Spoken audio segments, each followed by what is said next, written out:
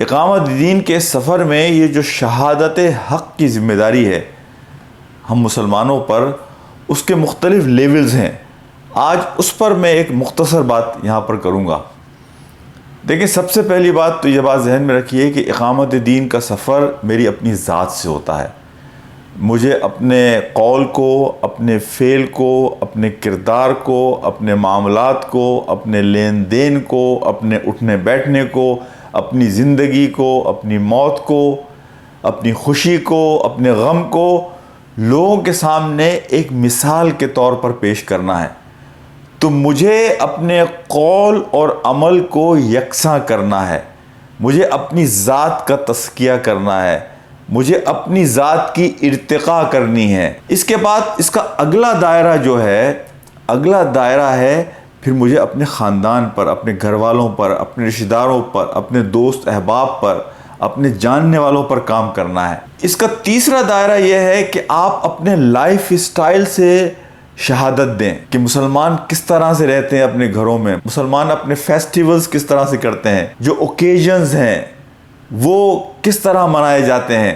جب عید کا دن آتا ہے تو آپ اوپن ہاؤس کر کے اپنے پڑوسیوں کو، محلے والوں کو، دوستوں کو، احباب کو بلا کر دکھائیے کہ یہ ہمارا لائف اسٹائل ہے۔ جب عید الاضحیٰ کا زمانہ آتا ہے، حج کا، تو مسجد میں اوپن ہاؤس کیجئے، اپنے ارد گرد کے لوگوں کو بتائیے کہ مسلمان یہ حج کیوں کرتے ہیں، اس کا مقصد کیا ہے۔ حضرت ابراہیم سے ان کا تعارف کرائیے۔ تو اپنے لائف اسٹائل کے ذریعے شہادت دینا۔ آپ کے گھر میں اوکیزن ہے، شادی ہے، تو آپ بتائیے اپنے ارد گرد کے لوگوں کو یہ شہادت حق ہے کہ مسلمان کے گھر شادی کی تقریب کس طرح سے ہوتی ہے۔ مسلمان کے گھر اگر کسی کا انتقال ہو جائے تو اسے کس طریقے سے مسلمان ہینڈل کرتے ہیں۔ اگر کوئی بیمار ہو جائے تو وہ کس طریقے سے اس کا خیال کرتے ہیں۔ اپنے لائف اسٹائل کے ذریعے شہادت حق، یہ ایک تیسرا دائرہ ہے شہادت حق کا۔ چوتھا دائرہ جو بہت اہم ہے وہ ہے سوشل انگیجمنٹ کا، اور یہ وہ پہلو ہے کہ اگر ہم نبی پاک صلی اللہ علیہ وسلم کی زندگی کو دیکھیں تو آپ کی زندگی میں ہمیں سب سے نمایاں نظر آتا ہے۔ سورہ بلد مکی سورہ ہے اور بڑے اول وقت کی مکی سورہ ہے، جہاں اللہ سبحانہ و تعالیٰ مسلمانوں کو اس بات پر انکریج کر رہے ہیں کہ تم مسکینوں کی اور یتیموں کی مدد کرو، غریبوں کی مدد کرو۔ سوشل انگیجمنٹ کا مطلب یہ ہے کہ آپ لوگوں کی بھلائی کے لیے، لوگوں کی خیر خواہی کے لیے، پورے اس سوسائٹی کو اپلفٹ کرنے کے لیے، اس سوسائٹی میں جہاں کمزور لوگ ہیں ان کی مدد کرنے کے لیے، آپ سوسائٹی میں جو استحصال ہے اس استحصال کے خلاف آواز اٹھانے والے، پسے ہوئے لوگوں کا ساتھ دینے والے، ان کے ساتھ کھڑے ہونے والے بنیں۔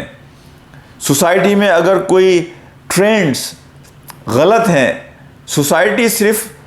افراد کے مجموعے کا نام نہیں ہے، سوسائٹی وہاں کے ٹرینڈز، وہاں کے روٹین، وہاں کی سوشل لائف، وہاں کی تمام چیزیں مل کر ایک سوسائٹی بناتی ہیں، صرف افراد سوسائٹی نہیں بناتے۔ تو اس سوسائٹی میں آپ کا انگیجمنٹ، کہ آپ پوری طریقے سے انوالو ہیں، you are proactive, you are activist there. آپ صرف عورتوں کے حقوق کی بات نہیں کرتے، بلکہ اگر کہیں استحصال ہو تو وہاں سب سے پہلے آپ کھڑے ہوتے ہیں۔ تو سوشل انگیجمنٹ، نبی پاک صلی اللہ علیہ وسلم کا معاملہ کہ آپ اقامہ ہو گئی ہے، نماز کے لیے کھڑے ہیں، لیکن کوئی ضرورت مند آ کر آپ کے سامنے ضرورت پیش کرتا ہے، آپ اس کے ساتھ چل پڑتے ہیں۔ اس یتیم بچے کا واقعہ کہ جس کا مال ابو جہل کے پاس تھا، اور مشرکین مکہ نے دیکھا کہ ابو جہل نے اسے مال دینے سے انکار کیا، تو انہوں نے اپنے طور پہ کہ اللہ کے رسول جب ابو جہل کے پاس جائیں گے تو وہ ان کو پریشان کرے گا، ان کے بارے میں کوئی ناروا رویہ اختیار کرے گا، اس سے محظوظ ہونے کے لیے انہوں نے اس یتیم بچے کو کہا کہ تم جاؤ، یہ جو شخص بیٹھا ہے یہاں محمد صلی اللہ علیہ وسلم کی طرف اشارہ کر کے کہ یہ تمہیں ابو جہل سے حق دلا سکتا ہے۔ مشرکین کے ذہن میں تو یہ تھا کہ یہ ایک تماشا بنے گا، لیکن اللہ کے رسول اس یتیم بچے کی مدد کے لیے پہنچ گئے ابو جہل کے دروازے پر، اور ابو جہل کا جب دروازہ آپ نے نوک کیا اور ابو جہل باہر آیا اور آپ نے کہا کہ اس یتیم کا حق دو، تو ابو جہل فوراً گھر کے اندر گیا اور اس بچے کا حق اس کے ہاتھ میں دے دیا۔ اس واقعے کے فوراً بعد مشرکین مکہ ابو جہل کے پاس گئے اور اسے کہا، لعن طعن کی کہ تم تو اتنی باتیں کرتے ہو محمد صلی اللہ علیہ وسلم کے حوالے سے اور تم نے فوری طور پر سرنڈر کر دیا۔ ابو جہل نے کہا کہ جب وہ مجھ سے کہہ رہے تھے کہ اس یتیم کا مال اسے واپس لوٹاؤ تو ان کے دائیں اور بائیں مجھے حربہ نظر آیا اور مجھے لگا کہ اگر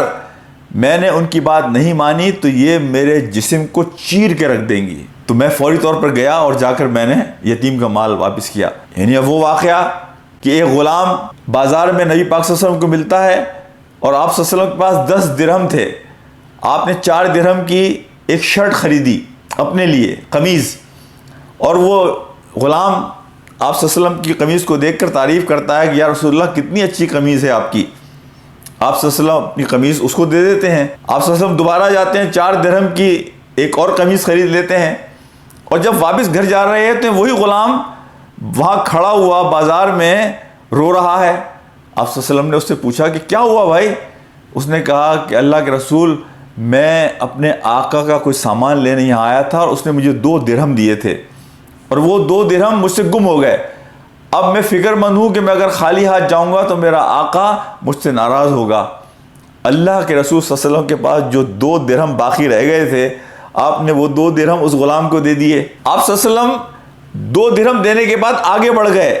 یعنی آپ نے وہاں رک کر انتظار نہیں کیا کہ وہ آپ کا شکریہ ادا کرے اور مہربانی کہے، نہیں، آپ نے اس کے ہاتھ میں دی اور آپ آگے بڑھے۔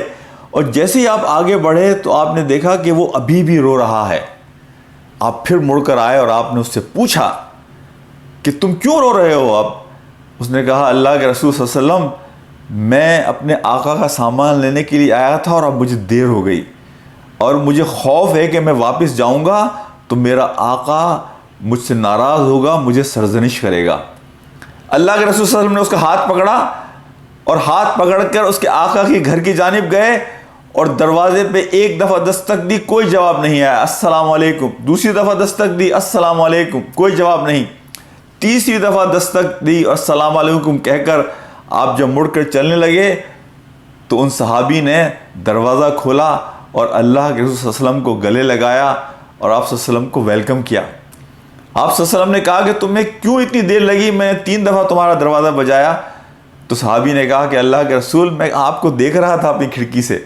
لیکن آپ کے منہ سے سلامتی میرے لیے، تو میں نے کہا کہ یہ 3 دفعہ آپ کی طرف سے میرے پاس سلامتی آئے تو یہ میرے حق میں بہتر ہے اللہ کے رسول صلی اللہ علیہ وسلم، اس لیے میں نے انتظار کیا تیسرے سلام کا۔ آپ صلی اللہ علیہ وسلم نے پورا ماجرا بتایا تو صحابی رسول نے کہا کہ اللہ کے رسول، آپ صلی اللہ علیہ وسلم چل کر تشریف لائے ہیں میرے پاس اس غلام کے لیے، تو یہ غلام آج سے آزاد ہے، میں نے اسے آزاد کر دیا۔ نبی صلی اللہ علیہ وسلم نے فرمایا کہ کتنی برکت اور بلیسنگ تھی 10 درہم کے اندر۔ اب آپ دیکھیے کہ آپ صلی اللہ علیہ وسلم کتنی یعنی خیال کیا۔ تو یہ سوشل انگیجمنٹ ہے کہ آپ لوگوں کے مسائل میں، ان کی مشکلات میں، ان کی پریشانیوں میں جو دشواریاں انہیں حل کرنے کے لیے آپ وہاں موجود ہیں۔ یہی وہ فرنٹ ہے کہ جہاں ہمارا ویلفیئر کا کام ہماری نمائندگی کرتا ہے، ہماری ریپرزنٹیشن کرتا ہے، وہ ریلیف کا کام ہو، وہ مختلف دائروں میں سوسائٹی کی مدد کا کام ہو، یہ سارے کے سارے کام اس سوشل انگیجمنٹ میں کہ پولیٹیکل فرنٹ پر ہم پرو ایکٹیو ہوں، کہ ایسے قوانین بنانے کی کوشش کریں، وہ لوگ کہ جو فیصلے کرنے والے ہیں ان کی مدد کرنے والے اور ان پر اثر انداز ہونے والے بنیں،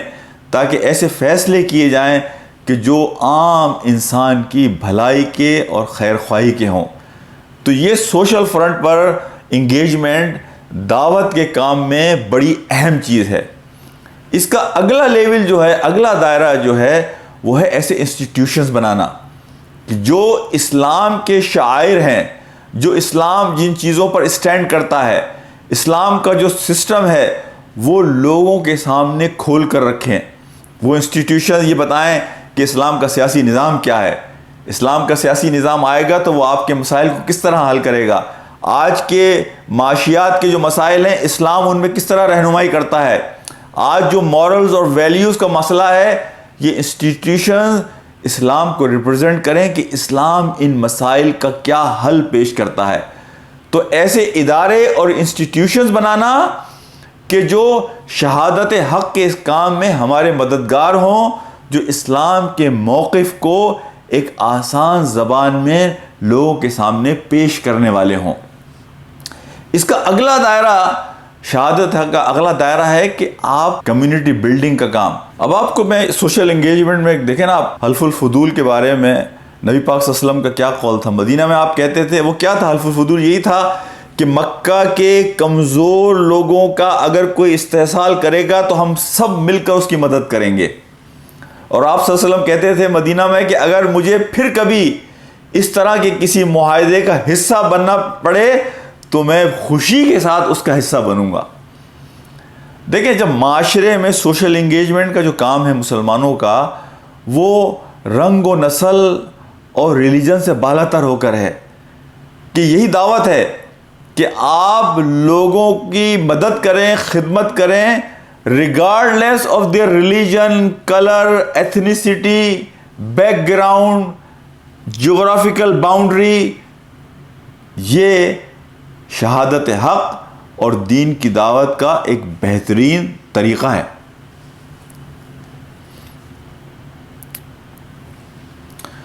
اچھا، اقامت دین کے کام میں ایک اور چیز جو ہماری ذمہ داری بنتی ہے تحریک اسلامی کی، وہ ہے امت کی کمزوریوں پر کام کرنا۔ اور یہ کام آپ ہر جگہ کر سکتے ہیں، یعنی اگر آپ امریکہ میں بیٹھے ہیں، یا آپ یورپ میں بیٹھے ہیں، آپ پاکستان میں بیٹھے ہیں، آپ سعودی عرب میں بیٹھے ہیں، کہ وہ کمزوریاں کہ جو ہماری امت کی کمزوریاں ہیں، وہ اخلاقی کمزوری ہوں، وہ بنیادی انسانی کمزوریاں ہوں، تو ان چیزوں کو ٹھیک کرنے کی کوشش کرنا، اس کے معاملے میں انہیں ایجوکیٹ کرنا، اس کے لیے اپنی جانب سے جو کوشش ہو سکتی ہے اس کوشش کو کرنا، یہ بھی اقامت دین کے کام کا ایک حصہ ہے۔